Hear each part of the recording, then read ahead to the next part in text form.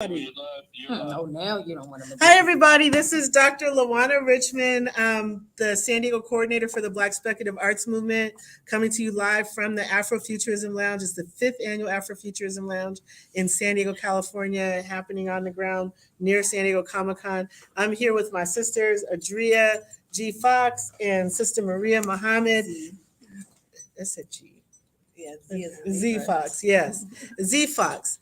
I'm thinking Z. It Girl, because in my contacts you're under G. Oh, For egg rolls. For girl. And so we got dinner. What? yeah, right. And so they're going to talk a little bit. So Maria is a climate ambassador and Adria is a climate pioneer. And I think between the two of them, we could solve all the problems of the world. But at least we'll start with the conversation about how the climate is affecting African American and African and diasporic communities. And, you know, we'll hear about some things that are being done and things that can be done. Yeah, please. Sheldon, everybody's going to be dizzy, and I'm not talking to you. I'm turning it over to Maria and Adria. There we go. And, Yeah, perfect. and Sheldon Williams is our camera tech. So if you started feeling nauseous or anything, Sheldon, blame all of it on Chief Warrant Officer Sheldon Williams. Get closer. Oh, we be saying we're too close. Okay. All right. So, my name is Adria Fox. I am the principal and co-founder and managing director of Communities for Global Sustainability. We are zero energy developers. Everything we build is off the grid 100%. And we're working on a pretty amazing project coming here to San Diego. We designed it, and I guess we'll just flow into introducing Maria here. Okay. I am Sister Maria Muhammad. I am the CEO of I Am Green, local nonprofit here in San Diego, and we have just recently expanded to Georgia. And our sole purpose is to reconnect our people back to the planet and each other. And we do through education, environmental stewardship, and environmental workforce development. So we make a perfect team because Maria and I Am Green have been doing entrenched work in the community around environmentalism, and I don't think people truly understand the work that they're doing and why it's so essential in this time, especially related to climate change. So because this conversation is about us in the future and around climate change, you know, Maria and I are kind of like Noah. It's gonna get hot, y'all. Like super, super hot. Okay, it's not gonna rain. When's the last time it rained? Does anybody remember? In Georgia, it rains all the time, good Lord. But here in San Diego. Does anybody remember the last time it rained in San Diego? You mean rain? Yeah, rain. Like rain. No, rain, like real rain. Yeah. Okay. Does anybody know how much water we have here in our region? Not enough. Inherently, just that comes from the groundwater. Yes. You mean like cubic meters or something? Like just, you know, give me a percentage about how much water that we inherently have here that we can drink and use. use. In terms of what percentage do we provide for ourselves? Yes. Maybe 2%. Okay. Oh, good. All right. So that's not a lot, right?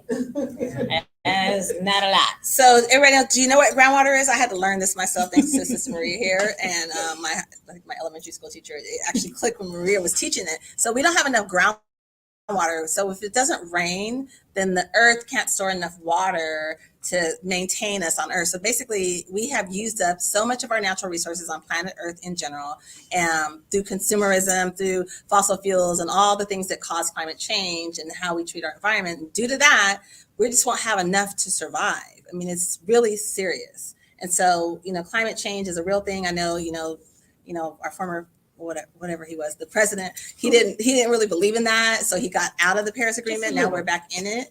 But it's real. And I started, because I'm in real estate, I started studying, you know, where should we live? Where are the best places to live in 30 years? And believe it or not, San Francisco is on the list. Not because it's a good, you know, it's inexpensive, but because due to climate change, it's not going to be impacted as much. Like it won't have this great flooding and things like that. Right, Sister Maria? So they say. Yeah. I actually found 2 different lists, actually. Right. It depends on which list. Yep, yeah. Things change all the time. Yeah. And so it's very important that when we talk about Afrofuturism and climate change, that we understand that it's all bad. So we have to prepare. You can't, it's like being a parent, right? Who's really ready to be a parent? right? But you get prepared, right? You may not be ready, but you do the things that are necessary to get prepared. You buy something for the baby to sleep in, something for the baby to wear. You drink a lot of water if you're a nursing mom, or you get formula if you're not going to nurse. You do what is necessary. You buy diapers. You do what is necessary to prepare for the baby to come. And it's the same thing with climate change in our future. Black people are the future. Let's just be clear on that. We are the global majority. We are not a minority in any way, shape, or form. And so that means, even though we are the global majority, we contribute to climate change the least. And so the people who contribute to climate change the least are the ones that suffer the most because of it. And climate change and racism is inherently, inextricably connected.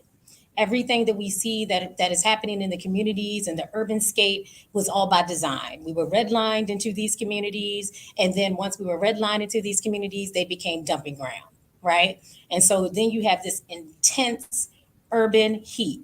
Anybody ever heard your mother say it's too hot? Like, I don't care what's going on, it's too hot.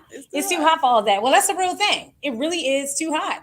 And when it is too hot, it does affect your psychology, it affects your health, it affects everything because it's too damn hot for all of that. And so that is what we are experiencing now, even in Europe, a place that is not, I mean, Yeah, historically a hot right. place, right? It's 113 in London right now. Yeah, That's ridiculous. 113.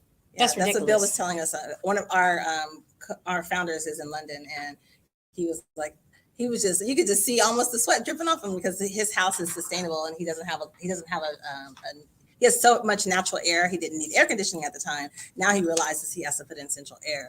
So, and another thing, and I want to also talk about Afrofuturism, like in a downtown urban area like this. So it's going to heat up so hot. These buildings are too close, right? And there's not going to be enough circulation air to circulate as it heats up. So you know how sometimes you're downtown and you think it should be cooler, even if you're in the shade. Well, it's not. It's just too hot. It's too hot because the buildings are too close together. So because we won't have enough air circulating, the buildings are going to heat up a lot quicker.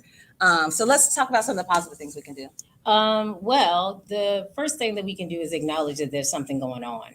Like, we may not be scientists, we may not have PhDs in environmental science, but we do know that if we have lived any amount of time, that it is not the same. I remember growing up, and we had actual seasons. It didn't just jump straight from cold to hot. We had springtime, we had fall, the leaves change colors and all the wonderful things, right? Right now, we're not seeing that. And so the first thing we have to acknowledge is that there's something changed, whether you believe it from a biblical sense. My father swear, is Jesus, and so if you believe that it's Jesus, if that's your thing, Jesus will get prepared, right? And so we prepare ourselves, and the best thing and the best way to do that is first to acknowledge it and then make a commitment. Make a commitment that I'm going to do as much as I possibly can as an individual to shape what my little corner of the world looks like. I'm going to be responsible for my spending. I'm going to be responsible for my consumerism. I'm going to be responsible for my recycling. And I'm also going to be responsible for some of the policies that are being shaped. Because as much as we do, if we don't shape any kind of policy that changes how we get the things that we get and the materials that we use and how they get to us, then we can all do everything. But if the system doesn't change, then what is that going to look like? So we really have to look at the commitment from a personal choice and a personal lifestyle change. And then we really have to band together to get into these policies to make sure that these policies are being changed around, because we don't have to, what is it, 2035? We don't have to 2035. That's all lies. Yeah, it's there's some charts we don't have. We didn't bring them with us today, but just take, for example, when you're talking about policy, right? So as the earth heats up, you can imagine it's going to get hotter in your house. Does anybody notice like you're turning more in the house? Some, right? A lot more. Anybody? Or sooner. Yeah, sooner. Yeah, a lot sooner. So that is because of how the building's constructed.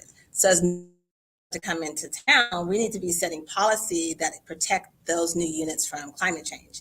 And then if you're already living in a home, there's things that you could do to start retrofitting your home so you can be prepared. The insurances are going to change, and I was just doing some research, and basically the insurance companies are looking at climate change. And if your house isn't insured properly, you could possibly have a minor disaster. It could be like the windows, got hot or something and the bird hit it. And anyway, whatever happened, they might not insure that because they could then say, and so that's a new thing. I didn't know that was going to be a thing, but they're already planning for that. So one of the things that I like to talk about with my kids and people that I talk to is what Maria said, preparation. So I think we just need to be prepared. There's lots of websites. Dr. Maria, and I call her doctor now, and Dr. David and I Am Green. I'm you. A lot of things that we're already doing in our world we're already green and have been doing them. I mean, the Native Americans warned us against this a long time ago. We should have probably been listening, right? But at any rate, there's a lot of things that we can do ourselves. And as we grow as a community, we need to be involved in the policy changes. Yes, grow your own food. That's one thing that you can do yourself, right? You don't need a lot of space. We did a workshop with one of our community partners called Fat Crops, and she was teaching us how to grow where you are. Use what you got to grow what you want, right? And so even if you have a patio, you can pick up 5-gallon buckets from Home Depot. You can go to the dollar store and get some of those little buckets and make sure you wash them, make sure they ain't got a whole bunch of lead in them. But you can put it on your balcony, just like the balcony that you see out the window there, and just start growing your food in little buckets. We are notorious for repurposing. Like Black folks been repurposing since we got on the planet. And we talk about this a lot with I'm Green, how we all have those little cookie tins and no cookies are left in them. It's all pennies. What else we put in I put the needle and thread in mine. The needle and thread, everything. You go into your refrigerator, you think it's I can't believe it's not butter, but you open it up, it's some soup because we didn't use it for something else. Like my sister makes purses out of jeans. When her babies get too big, she takes the jeans and makes a purse out of them. She makes earrings out of jeans and t-shirts, all kinds of things that we have always done inherently. Some of you all are not old enough. When I taught in elementary school, they said it's called a life hack. I didn't know it was a life hack, but we used to, when the TVs broke, we didn't throw them away. We just used them as a stand. So you put the broke TV is on the bottom and the new TV is on the top. Like we have always repurposed. We've always used, or, the antennas, when y'all used to have antennas, y'all older people, and we would get the hanger and put it in the back of the television, right? Because we wasn't buying no new antenna, right? So the older folks up in here, you know what I'm talking about. These are that's upcycling, recycling. My mother was saying that when we came home, we were in drawers and we didn't have cribs. So you just put some blankets in a drawer and put the baby in the drawer. Like these are the things that we've had to do because of necessity. And because the more we get higher up in the money that we make, the more consumerism that we partake in, when we really have to go back to what our Madia did and what our abuelas did and all of our grannies and grandfathers did, which was grow their own food, recycle and repurpose the things that we already have, turn the doggone light out if you ain't in the room, right? And don't keep running in and out, letting out my air conditioner. Like all those things that our grandmothers used to say really were energy, ways to conserve energy and ways to preserve and canning your food and preserving your food. Even if you can't do it, there's always somewhere where you could go ask Mrs. So-and-so that you know who she sewed, so we need to just get back to this circular economy. And that's actually going to help our neighborhoods and communities thrive in any time. So the more we can generate circular, like me and Maria met, she was doing her thing. She hired me. I hired her. She hired me. I mean, the circular economy is a real thing as you have resources. So we don't share enough. Another thing, like sharing is another way to establish our generational wealth. Maria and David, I don't know if they want me to tell it, but they're sharing some acreage now with 80 families. They're building going to build off the grid and live sustainable lives off the grid in Georgia. And so we have to start doing these things because we saw what happened in COVID. Our communities did not get the resources that they needed. And even if you lived in a community that had the resources, it was really challenging to get them. And I'm watching, I don't know if you guys have been watching the news in China, like they're shutting the whole cities down for weeks and weeks at a time and no access. So we had a grocery store, or we had our own food co-op, we wouldn't have that problem on the next shutdown, right? So these are the things that we're working on doing, is actually building communities that have food co-ops inside of them, building communities that are growing their own fruits and vegetables right in urban cities. Or you can do what Maria and David are doing and go out and do it on some land, in Georgia. Right. But we can do that microgrid, and we can do some of the things. If you're not able to get to the land, or you don't have that opportunity, you can do things right in your community. These are things that we did when we were not integrated, when we were segregated and weren't allowed to eat at certain counters and go to certain, bathrooms and all that. We had that circular, we had that bartering, we had that neighbor and that community because we did not have a choice. We don't want to get back to the point where we don't have a choice. We really want to be voluntary. And when you talk about some of the things that are happening, a lot of us are going back to the land. A lot of us are building that food co-op, and doing this cooperative economics, and families moving in with one another and having that multi-generational living, because it just makes sense. Why would you go have a house here, when, we can learn how to act like we got some sense and live together, and then pool our resources and, learn some conflict resolution, because, your children tell you they're grown and you look at them like, no, you ain't. But they really do be grown. They do be grown. They are grown. So you really have to come to terms with your children being grown, right? And so as a parent, the dynamic changes. And so we have to learn how to live that multi-generational way that we used to do, and a lot of cultures still do. And you can see how they can go somewhere and drop $20,000 cash and not have a car payment, or $30,000 cash, because of the collective cooperative economics and the multi-generational I think living. we've been kind of sold a bill of goods, like, get out the house when you turn 18. Y'all ain't old. You're not ready at 18. I wasn't ready. Was anybody ready at 18? I know I wasn't ready. I did it anyway, and I survived. Right. But it was almost like if you didn't leave the house at 18, there was something wrong, or you were lazy, or you didn't have a plan or a future. And I don't believe that. So I believe, with my kids, stay home as long as possible. Let's build wealth together. Let's say apartments are what, $3,000 a month right now? That is not sustainable. That is not sustainable. So why would we go pay someone else's mortgage when we could put that $3,000 towards something else for the future? So that's what you're talking about. Being able to have $20,000, $30,000 in the bank to go buy that condo, or build that condo in our case. Right. Yep, absolutely. So there are alternatives. I know it seems like doom and gloom. And a lot of times when you talk about climate change, you're like, oh, don't know. We don't have time to sugarcoat it. Like, we don't have time to argue whether it's real or not. If you go outside and it's 50,000 degrees, you know that something is happening, and we're right off the ocean. We should be feeling some kind of breeze. Like, we should feel something. And all we feel is sweat, right? And damnation. So we really need to think about what that looks like, and what we can do, and how we can commit ourselves to make that lifestyle change, because it's really not a fad. Sustainability has been made into a fad. You hear the words upcycle and recycle, and it's all cute. And you go to we've been at the thrift store. We've been in the thrift store since there was a thrift store. I love right. I mean, they call them consignment shops if you're bougie, but we call them thrift stores, right? And so go to that thrift store and get that stuff. My son stayed at the thrift store until that thing was too big. They were like, we don't got no more sizes for him. But for the first 5 years or 6 years of his life, that boy was at the thrift store getting good quality stuff, right? At the thrift store. You just have to know which, thrift stores to go to. But because just like there's fast food, there's also fast clothing. And the same way that fast food is no good, neither is fast clothing, with all the H&Ms and the Gap and all the other, I don't know what's out there now, but all the different stores that fast produce these clothes, and you They're have not even made in America. yeah, they have a 3-year-old somewhere in some sweatshop, trying to find the eye of the needle, and that just is wrong.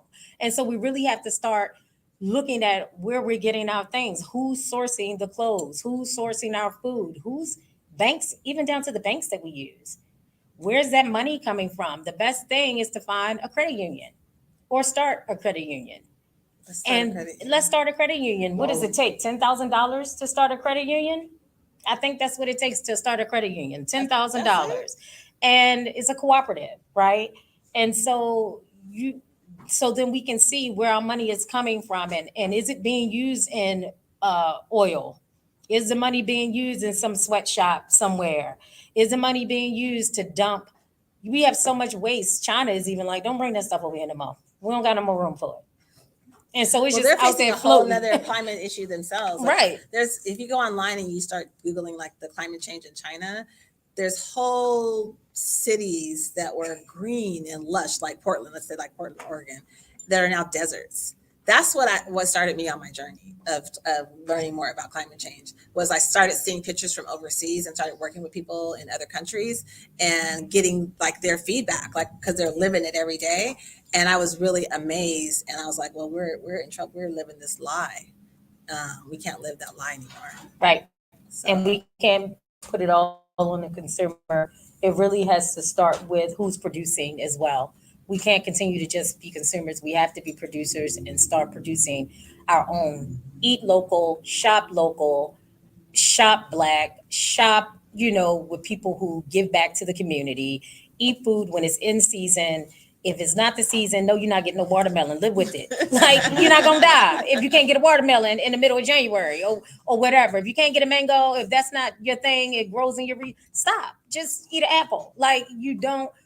A lot of stuff that it's just like you can eat an apple. It's not going to kill you. So, a lot of the things that we are used to as Americans is a lot of the reason why the world is in the condition that it's in, and we are the major wasters.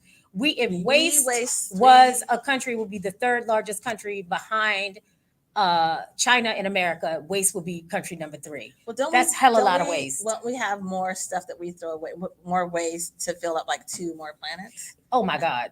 Like literally, that's how much. I mean, you can imagine like a whole world full of trash. Ridiculous. That's how much we're. And then we keep trashing other people's places, right? And so we just keep trying to ship the trash to other places. Like, oh, we just going to trash your area. Like, no, stay your little trashy self right in America and trash your own area. Let's so give them some resources. There's a wonderful film called The Story of Stuff. Look up The Story of Stuff. That's an excellent resource.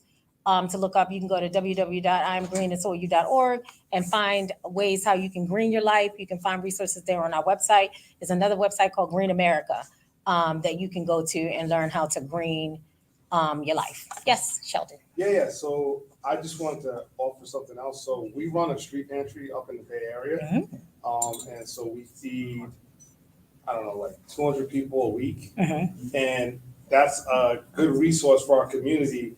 Opening a food bank is not that difficult, right? So you can open a food bank in your community and help those people in your community so that they can have resources. The other thing I want to say is like farmers markets. Mm-hmm. Like there's very few farmers markets that are run by people of color, like right. You know what I'm saying, by our community. That's something else that is very valuable that is worth looking into to do for your community, is starting a farmers market in your area and working with Black farmers to bring that stuff to the table. So I just want to applaud you for the work you're doing in creating a community, because I am a prepper, and as a prepper, I know one of the most important things is community, right? Like, so you've seen the news and you've seen where they arrested like 50 people in the U-Haul wearing the same clothes because they were going to a place to disrupt a progressive march, because they're a community. And you got to think about that. When they talk about like white supremacy is white nationalism is one of the most prevalent things in America. They create communities around prepping and preparing for fall of society, so that when that happens, they can rally to each other, right? So in your community, who do you know that you could reach out to, right? Because the other thing is ham radios, being able to Yes. communicate over long distance. Who do you know that you can communicate with in your community that if the grid went down, or it was an EMP, or there was a disaster, that you could say, hey, let's get together and have food, share resources, and know what power we could use. And, and so what you're doing, I applaud what you're doing. That's a whole it's something that's whole very vibe. important for our community to be aware of, right? There's Yep. an association called the it's called BEMA, Black Emergency Managers Association. You should look into that. And then you should definitely be looking into, like, you don't have to be a crazy prepper or anything like that, but just to know, like, hey, do I have a generator? Do I have enough food for 30 days if something were to happen, right? Do I have enough water?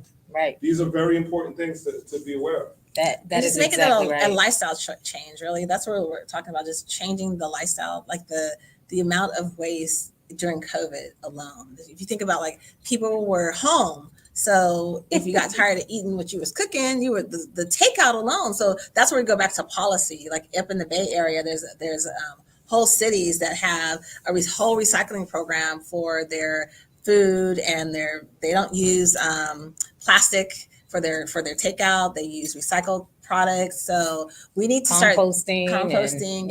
Compost. What is it called?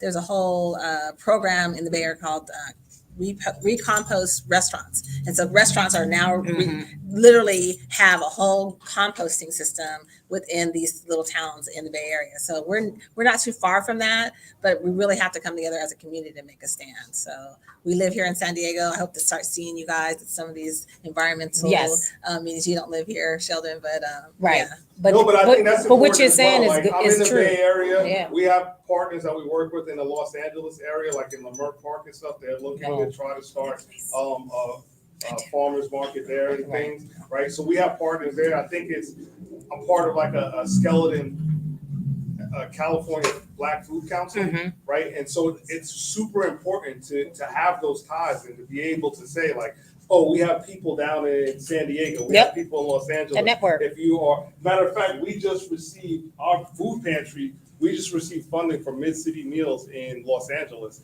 to help us bring produce to the pantry that serves the open community. And you should also check into Amazon. So I'm gonna tell our story. So we do have a food pantry here. Yes. And just to give a shout out really quickly, Yes. Sister Heaven, Hey, Sister Heaven. she has in Spring Valley, they have a little it's like a pantry, and it's like a refrigeration, and anybody can come and take food, put food there, take food, and just it's a community. They didn't get any funding or anything like that. It was a need, and they just went and started painting murals and doing all of these things to beautify their community. And they added a pantry there for people to come pick up and drop off food. So you definitely, and it just takes people. They came together and they decided this is what we're going to do, and we're not going to wait for any funding or anybody. We're going to do it ourselves. So I just wanted to give a shout out to Sister Heaven in Spring Valley. Yeah, the grocery stores are probably the biggest wasters. Amazon we know firsthand how much Amazon wastes. So we'll give you an example. During COVID, our community was running a food bank already before COVID. And the organization that was running it said, oh, we're going to shut it down, COVID. I was like, no, we just turned this into a drive-through. Boom. We turned it into a drive-through. We had from the ceiling to the floor, I'm talking about fresh salmon boxes, steaks. Y'all know what Wagyu beef is? Cases and vegetables. And they were literally just hoarding it. And I said, hey, Sister Mary, you need to bring the nation down here. So they did. And the nation came down. And last year, or just a few months ago, they celebrated 2 years running. The food bank is still going. And they get fresh. Amazon gets so much food because they're on a different cycle. So because they're not a grocery store, they have to get rid of the food faster. And so they get so much food, especially during COVID, because the systems, they still haven't figured out how to make the systems work properly, obviously.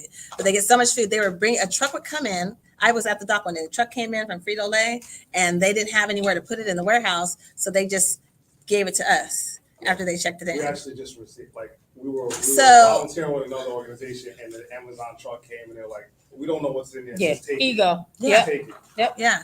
And so that's kind of the situation. So we have to also, that's a waste to begin with. So there's no one in place like you, or no one in place like I'm my brother's keeper. Yep. Who's taking those resources? So that's a whole nother topic about the food waste that's going on in the grocery industry.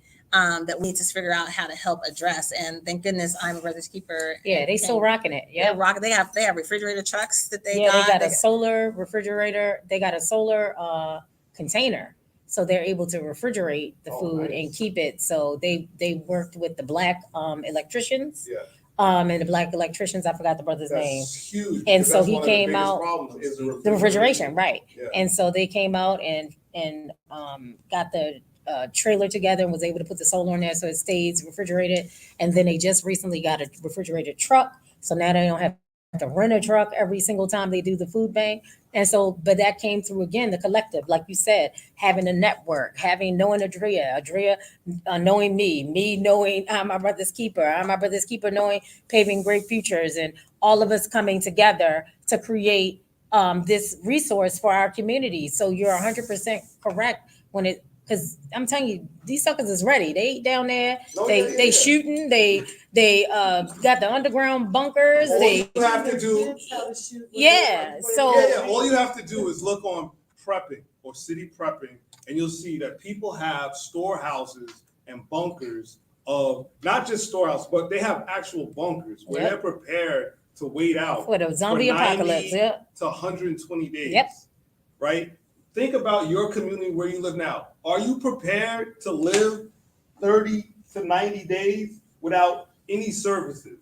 Right? Think about that. Like that's kind of like, wow. Like, right? Am I really prepared to do 30 to 90 days? Most of us are not. No. And then so who do you reach out to at that point? Right. And so if we don't take it upon ourselves to be like, hey, let's start putting something together where we can coordinate to have these resources for ourselves. It's going to be ugly. Yes. It's going to be The Walking So I Dead. think that should be like a whole panel just on prepping, because, when you think about the future, a lot of people are not understanding that, when we sit there and think about the things we're afraid of, we don't think about what we're going to do about those things that we're afraid of.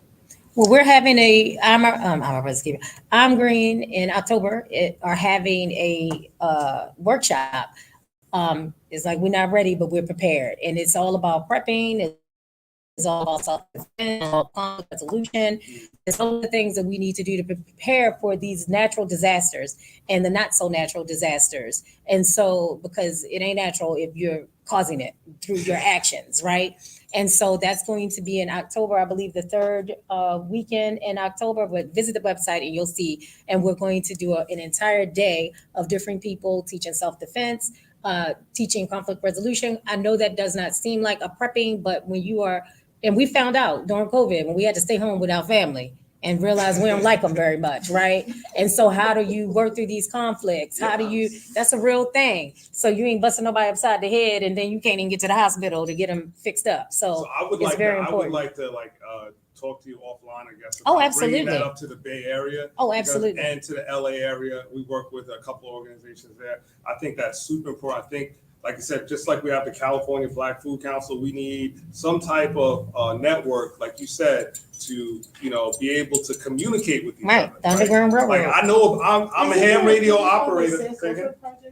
And I'm in Tree. I want to talk to you. We have like a Colombo that we work with in Brazil. When you talked about off-grid solar living, I was in last October. I was in Sao Paulo.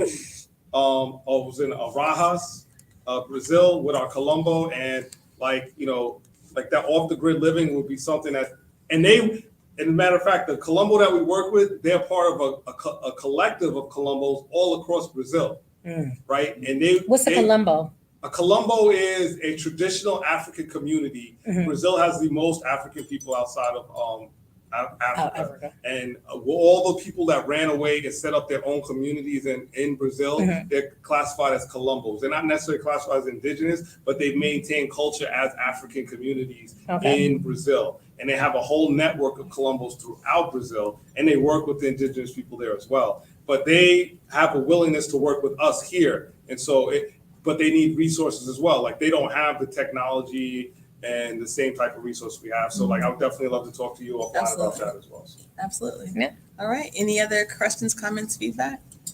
Just thank you. You are beautiful. I love you. I appreciate you being here. And I hope people understand how blessed we were to have the two of you with your background expertise. The fact that you didn't use a bunch of inaccessible language. You actually talked about a real problem using real words that real people can understand is really valuable, because part of the challenge I'm seeing with climate change is people start getting like stuck in the data and the statistics and the jargon, and for your everyday. And that's purposeful. Because they're educated. No, that's purposeful. They're It's to keep well, us because out. it's because when they go to school, they don't have any other way to, and they don't have any other way to explain it. So they go to get the degree, and the data. We need the data. Don't get me wrong. Yes. We 100% need the data, but our responsibility is to break that down and say, "Yo, it's gonna get hot."